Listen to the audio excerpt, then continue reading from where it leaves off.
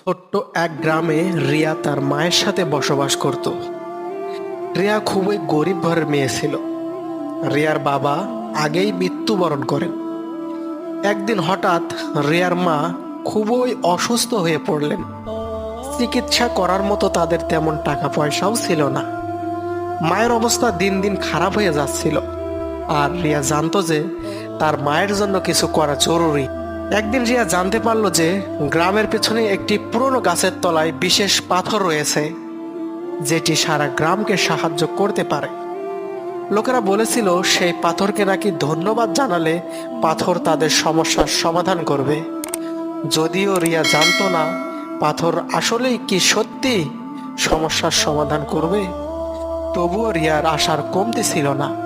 সেই পুরনো গাছের দিকে হাঁটতে শুরু করলো এবং তার হাতে ছিল একটি ফুলের গাঁথা। গাছের নিচে এসে